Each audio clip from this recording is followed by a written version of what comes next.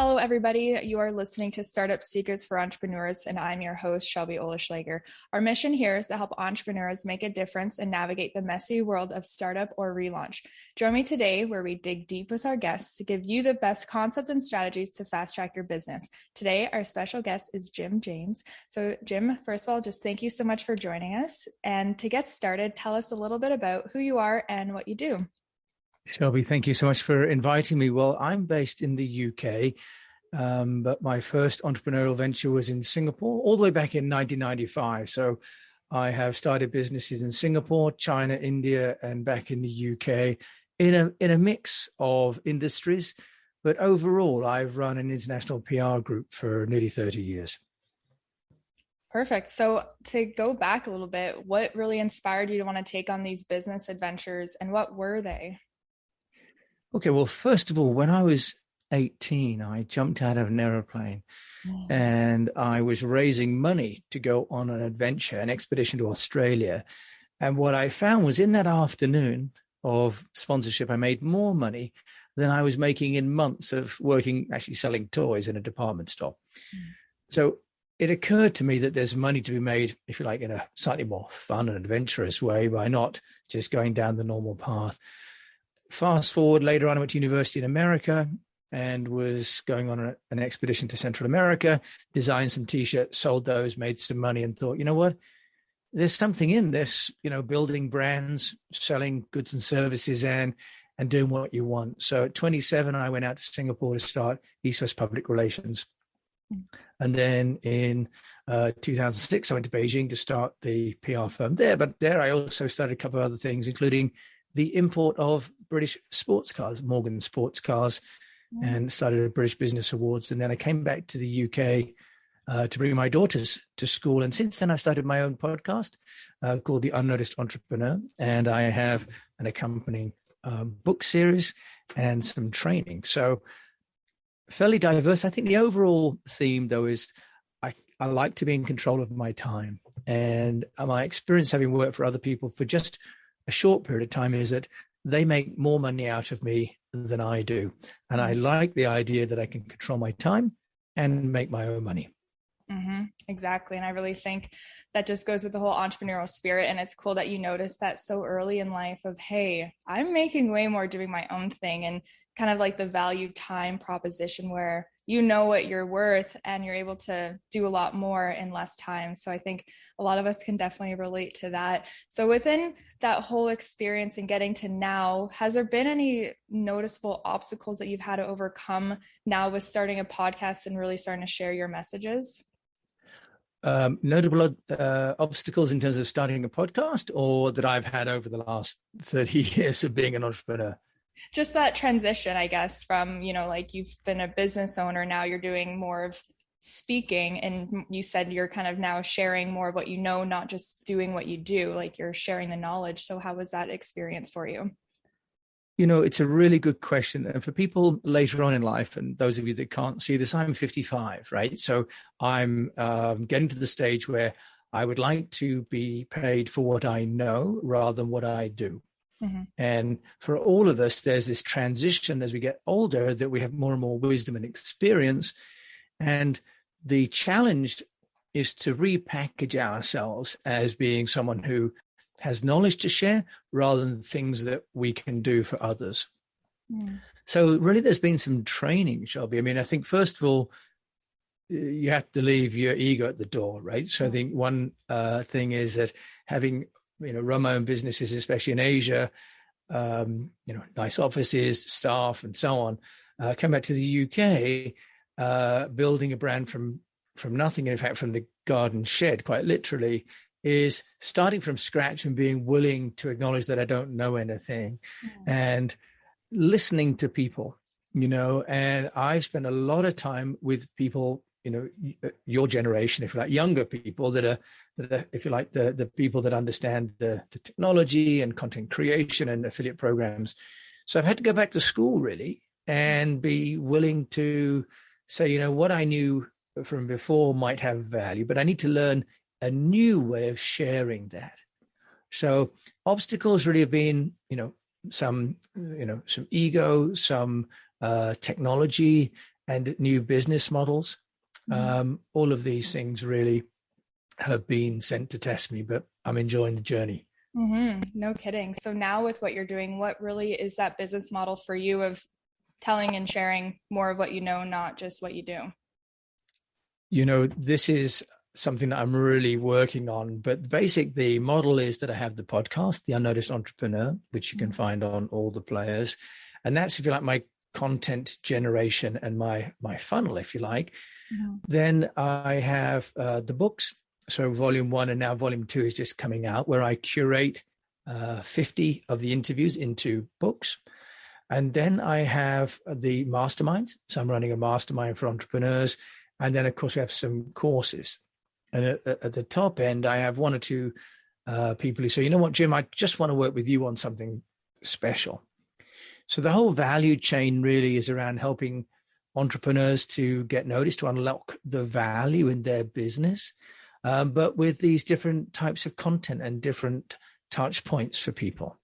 And you did mention the book, and I'm always curious when people write books, because it's no easy feat to go through that journey. So what was that process like for you? You know, actually, I'm going to share with you, if I may, shall be a process that I've developed. I don't mean to sound too fancy there, but what I've done, I think other people can do. So that's why I'd like to share, if it's okay. Absolutely. So I think a lot of people get worried about writing a book of their ideas, and the anxiety of whether the ideas will be good enough, whether you can get them all down accurately enough, and so on. What I've done is taken a slightly different approach, which is I've made an anthology of 50 entrepreneurs interviews with me. Now I've structured that. So I've created a framework of PR, a Speak PR program, and I've decided who should be in which parts of the book and who should be in the book and who shouldn't, so that the reader has a narrative. But what I haven't had to do is to write 90,000 words myself. What we've done is we've taken each 20-minute interview, and then we have that written up. Actually, in the Philippines, I have a VA, a journalist, who writes that into an article. Then I have another VA who shares those out onto my LinkedIn, my Medium, my Facebook, and so on channels. But then what we do is we put that into a platform called Dabble Writer, which is an online cloud-based platform meant for writing. So you've got like Scrivener and Ulysses, which is desk-bound, and this is almost like a Google Docs, but it's built for long-form writing and collaboration. And then what I can do is I can go in and I can edit those articles to make sure that they all conform to the way that I would like. And then my VA has been working with the team in originally Ukraine for volume 1, and then now for volume 2 in India to do the layout. So my role is curation rather than necessarily strict authorship. I have to write the introduction, I write chapter section headers and conclusions and so on. So for anybody that's interested, writing a book can take different forms. And in this particular case, The Unnoticed Entrepreneur, this is the volume 2, this is the proof copy from Amazon. It's very, very low cost to do your own book. My VA then takes the print file, uploads it to Amazon and also to Ingram Spark. And for £3, I get a proof copy. And you can actually self-publish. So it's great if you get a publisher, but those can cost $6,000, $8,000, $10,000 to get someone to help you write it and publish it and so on. Well, that's wonderful. And those people do an amazing job. But there's actually a almost no barrier to entry from a cost perspective if you want to use some of the tools like I've mentioned, like Dabble Writer and the KDP. What I've done is I've done 2 books. The first one was a finalist in the British Business Books Awards, which means that it does kind of work. But what it means is that you get practice, Shelby. It doesn't mean it's the only book I write, but I'm learning how to write books, right? And in the same way with my podcast, I've produced over 500 episodes now. The only way to get better is to take action. So by doing volume 1 and then volume 2, we've learned new systems, new mistakes, and we're getting better at it. Volume 3 will be out in another 6 months' time. But also I'm learning how to curate, how to write, what does work, what doesn't work. I'm learning about pricing for books. I'm learning about distribution. So when I have my own book, and I'm going to write about what I call the Active Communications Index, I think, I'll have already learned. And the equivalent is people wouldn't go for a marathon without ever having done some training runs, right? And yet we sort of build ourselves up, got to do a marathon, got to do a marathon. You need to do some 10Ks or 5Ks and 10Ks and halves, right, first. So the process of writing a book has been challenging for sure, but I would just encourage people not to worry about the challenge, but think about the learning. And no one's there to judge you. And it's really an amazing experience to get a book done. And then quite quickly, people do invite you to share what you've written about, even if you're curating. So writing a book is a really great way to build your authority, but you can curate the ideas of other people, and that still gives you authority, and it's perfectly valid. Mm-hmm. That makes so much sense. And it is such a great place to start, I think, instead of, like you said, the marathon.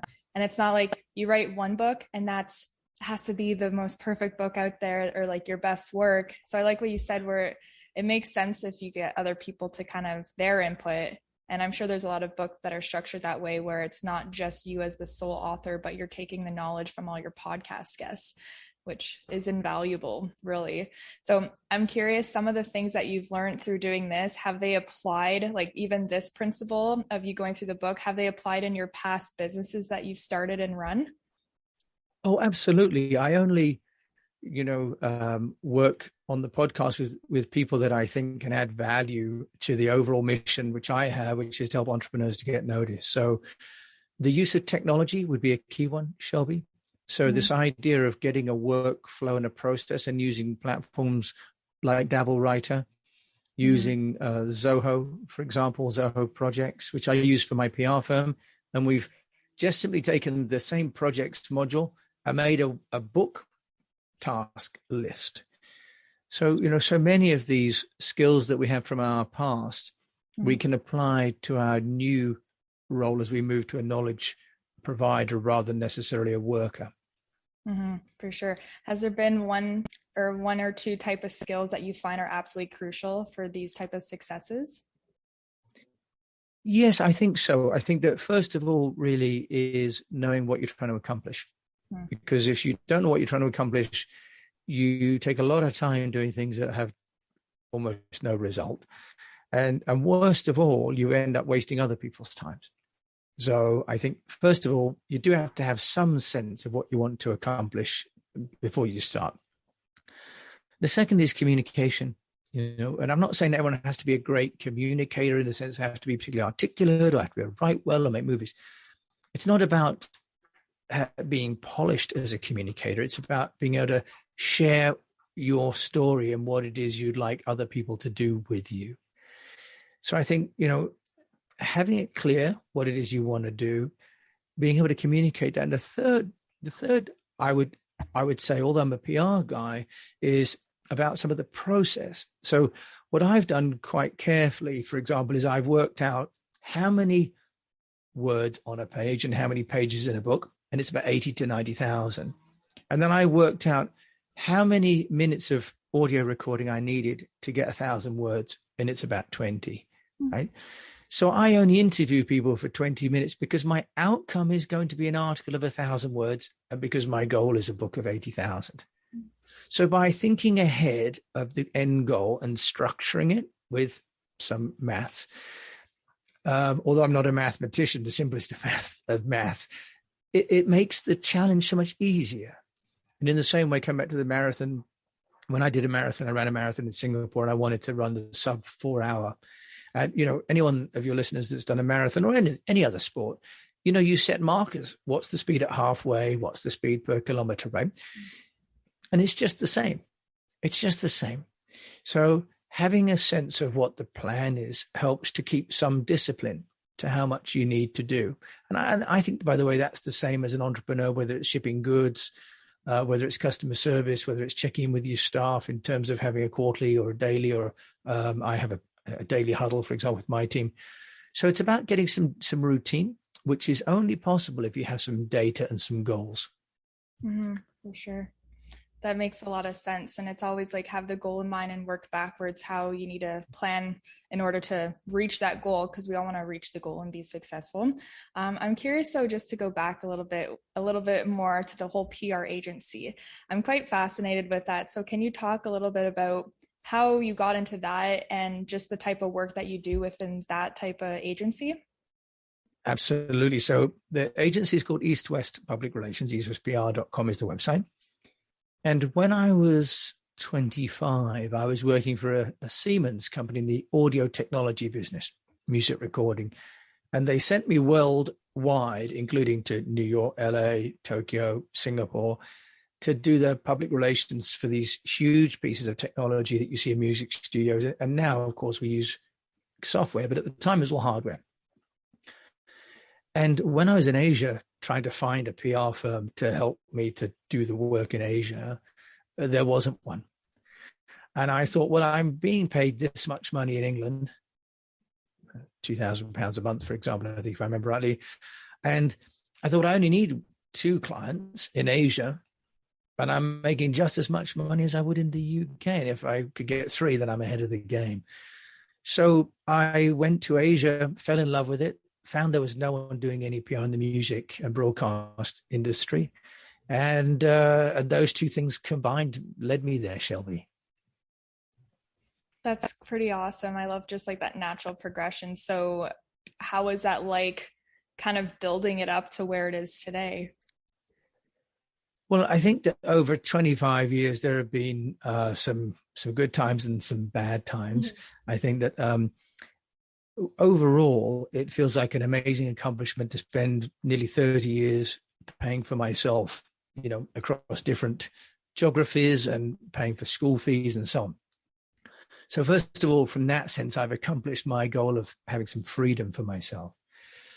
In terms of where I'm feeling that we've done it well is that we've always managed to have great quality clients because we've always focused on adding value with every communication in the B2B tech sector.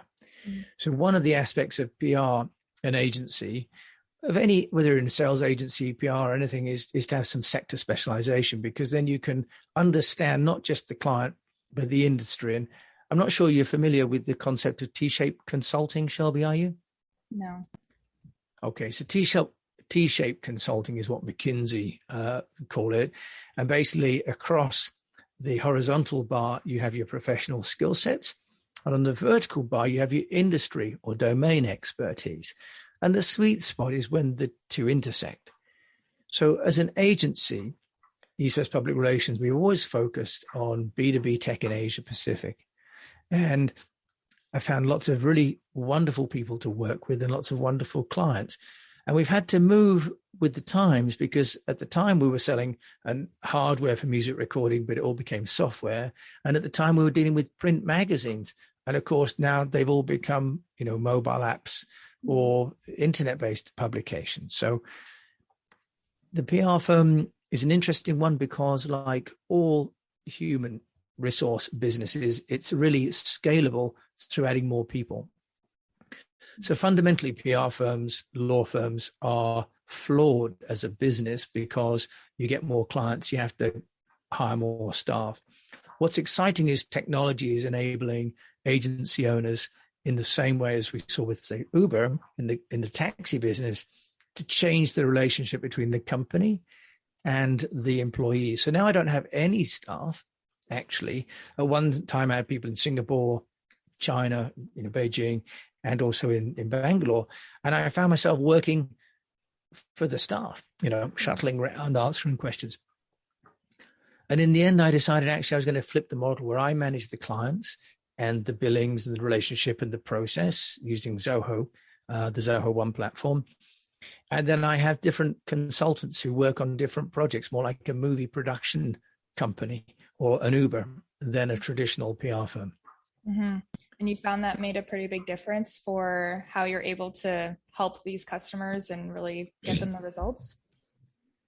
Shelby, when I first mentioned this to clients about 4 years ago, there was a look of complete shock, because the understanding from clients is, they hire the agency hires lots of people, and you basically get an outsourced recruitment agency. But over time, people in the client side have come to realize that just means that they've got a lot of fixed overhead that they're paying for, but also that they're only getting the people inside the agency that the agency's got free at the time that the client comes on board. So what happens is the client comes to an agency and the agency puts up whoever's available because other people have already got clients. And they say, oh, we know your business will do great. Actually, what happens is that that member of the team may or not be the best person for that client, but it's who that company needs to employ. So the fundamental mindset shift to the client that I've had to pitch is I'm going to just have the person who really is the best person and the person who really wants to do the job, because actually they're effectively freelance. If they don't do well, they don't just still get pay. So we align the business objectives of the client with the employment relationship between the agency and the member of the team doing the work. And that symmetry has created much less stress for me because I'm not trying to worry about every month making payroll. But for the clients, it's given them much better value for money because they're getting people who really want to do the work and who are thinking like entrepreneurs rather than just as people who are really subcontract employees. That makes a lot of sense. I'm curious now for as far as running and managing all these people and, like you said, making payroll. What is that process like? Has it been easy being able to really structure, like the work that's being paid and how you're able to, like, I guess, create the value and really get paid for that value that you're giving? Well, first of all, any company that has a recruitment process, has one of the hardest jobs in the world, not only because of the war for talent now. 20 years ago, it wasn't a war for talent. There was lots of it, but it wasn't trained. So when you take people in, the chances of that person having the right skill set and the right attitude at the right price for what your business needs is pretty slim. And if you're an entrepreneur, one of the challenges is that you're competing with, in Singapore, we competed with the government, for example, which employs still nearly 2/3 of all employees in Singapore, or the MNCs like Google and Microsoft. So if you have a small company, which I think, most of our listeners do today, the war for talent is a big one. So you get people that are either on their way up in a career and they use our small business as a stepping stone, or they're on their way down and they're looking for a solution because maybe in their 50s and they want to not have so much stress anymore. So obviously what one tries to do when you are hiring people is to build a great culture and a great team. And I had a wonderful team and we won awards and it was brilliant. And I loved that part of team building. And I loved the coming into the office and 10, 14 people would all be working hard and you go on a strategy session somewhere in Bali, for example, or in Malaysia, and have a great time. It's really, really collegiate. I love that and I miss that. But I think what's changing, Shelby, is that the expectation about job security and tenure has changed. And I think, because individuals now are brands, like with LinkedIn, for example, and individuals can now make judgments about companies on platforms like Glassdoor. People have got a lot more, if you like, negotiation and bargaining power than they ever had before. So if as a company you can create a mission for those people that's making a positive change, then that's wonderful. And people are bound and joining that for that cause. So I think what we're seeing is people, young people and old people joining companies that are more cause-led. And that's wonderful. As an entrepreneur, if you've got that, I think then you must go full steam ahead.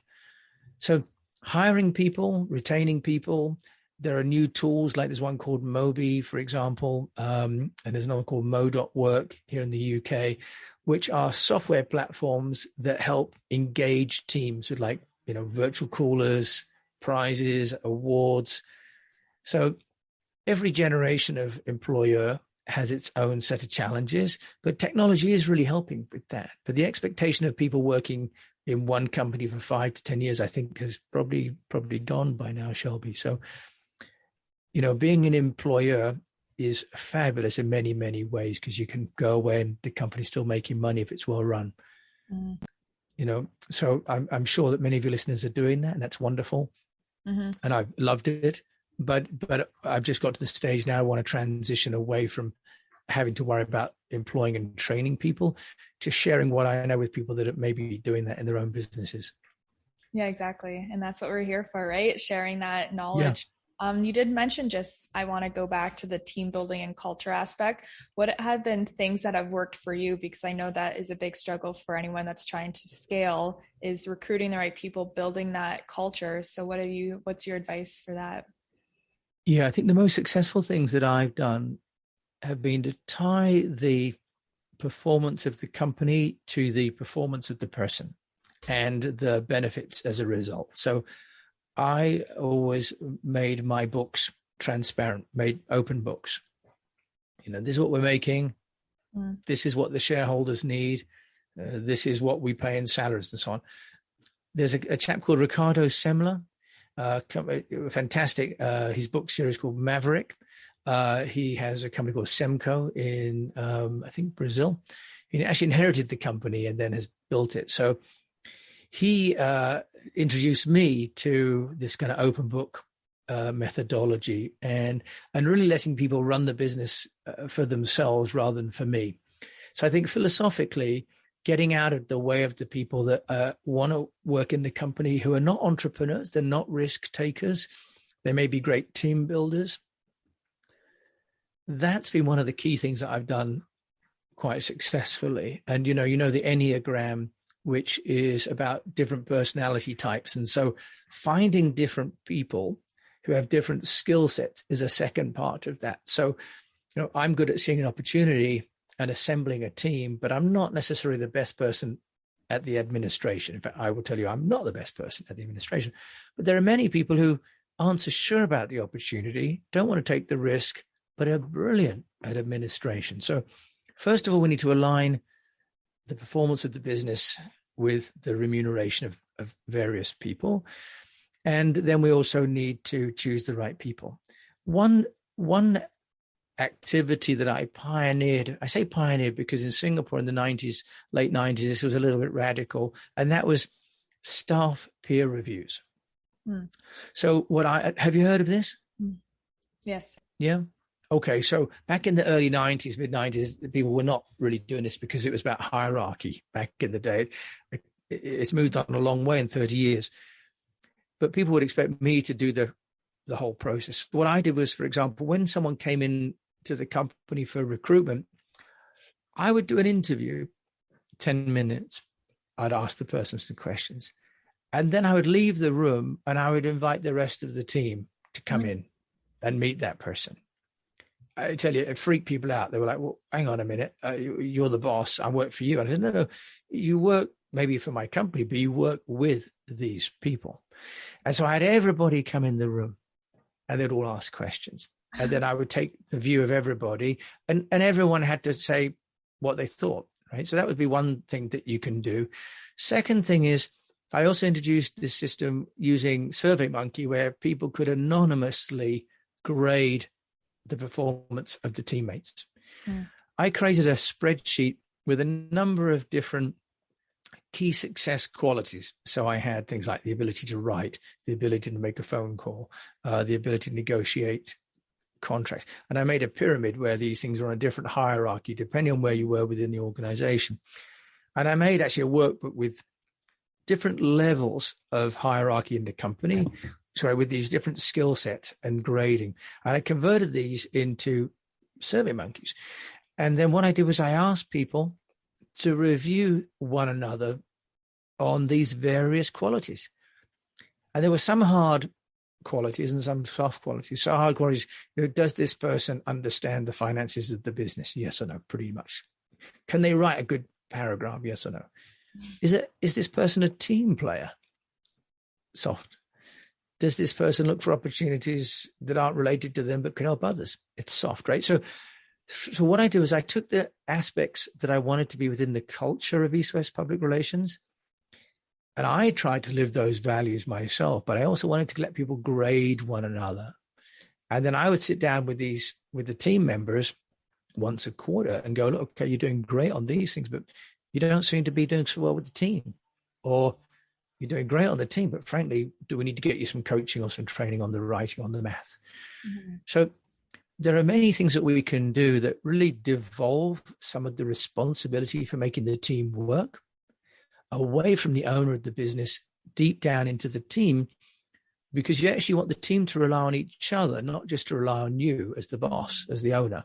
Can you still use the word boss anymore? I'm not sure it's even politically correct, but you want people that are maybe in the shop together on a Saturday morning, you want them trusting and liking each other, not just thinking, well, you know what, I need the boss to like me and it doesn't really matter what the guy next to me does. So I hope that maybe doesn't give, a boring level of detail, Shelby, but those are some things that I've done that were really powerful and really enabled me then to step away and leave the Singapore business running. And that's how I then moved to China, because I created that culture and I created an online platform. This was kind of before Salesforce.com, but I built a business online. And those things enabled me then to move to China to start the next business. Wow. Yeah, that is super powerful. And I love that idea of just the hierarchy per position. So everyone knows like what is the important aspects, and then grading each other makes them, to me, it's like making them accountable. And also, like you said, like if you're gone doing something else, like they can still rely on their teammates and, have that support in that sense as well. I really think that's super cool. And that wasn't boring at all. Okay, good. Thank you. Yeah, you're welcome. So that's really good. So going back to this book, and now you're really sharing these lessons and sharing everything that you've learned. What are your next goals with the coaching aspect and, sharing now what you know, not just what you do? Okay, so I've just got the second book coming out, which is great. The Unnoticed Entrepreneur has just attracted some sponsorship for the podcast. So that's fantastic, kind of validates what I'm trying to do with the show. And then I've just signed up to a Kajabi account, the Kajabi online learning platform.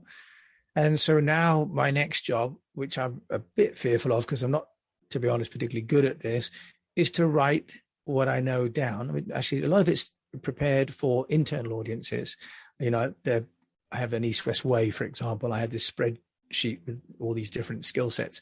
I have those which are how I could implement. And now what I need to do is to learn how to, there's probably a term for it, is it heurology, I think it's called, where you then take something that's knowledge into something that can be teachable. So that's my next part of my journey, is to learn how to do that. And if you've got any listeners that do that already, I'd love to hear from them, because I've got a lot to learn there. Yeah, that's great. And I think that is so important, like just even being able to, like you said, structure in a way that it's not just what you think people need, but it's really what they actually truly need. And that is a skill, but it's good for you that you're going on that adventure. And I think a lot of people will really appreciate that. So for everyone listening they want to learn more, tell us kind of who your actual clients are, like your ideal client that you want to reach your platform, and also where they can find you. Sure. Well, I'm working with companies that have got maybe 8 to 10 staff and they want to move to the next level. There's a threshold really when you can no longer know everyone's name, and when it goes from sort of a family into more like a tribe. So when people are crossing that chasm, going maybe from 10 to 14, maybe they're going from best part of 500,000 to 1 million, and then they want to get to the next level. And where fundamentally the owner isn't responsible for all the sales and marketing, where the business becomes self-sustaining. So that's the sweet spot really, where people are scaling up. And if people are interested, they can find me at theunnoticed.cc. Very simple. There I have the podcast, I have the merchandise as well, as and the books, and links also to the courses as I build them. And I'm also very happy as well, Shelby, if anyone would like to leave me a voice message on this platform called Podcast Pages, people can actually press a button and leave a voice message on the website, which is pretty clever, isn't it? So if anyone's got any questions, they can come to the website and leave me a voicemail if they don't want to type. Unnoticed.cc. What was the website again, just in case? It's theunnoticed.cc. And also you can find me on Linktree, Jim A. James. And I'm also on LinkedIn, just Jim James, East West Public Relations. Perfect. Well, I hope people got lots from this conversation, because I definitely did. A lot of cool ideas and really interesting stories. So thank you so much for sharing some of your wisdom with us today. Shelby, thank you so much for inviting me, and wonderful. You're over there in Canada, I'm here in the UK, and this is the joy, isn't it, of technology, that it enables us to share knowledge both across generations and across geographies. So thank you for having me on the show. You're welcome. It is quite a beautiful thing, isn't it? If you really think about it, totally different sides of the world, and here we are. Yeah, and sharing common ideas. So wonderful. Thank you so much. And congratulations with your podcast as well. You're doing a brilliant job there. Thank you so much.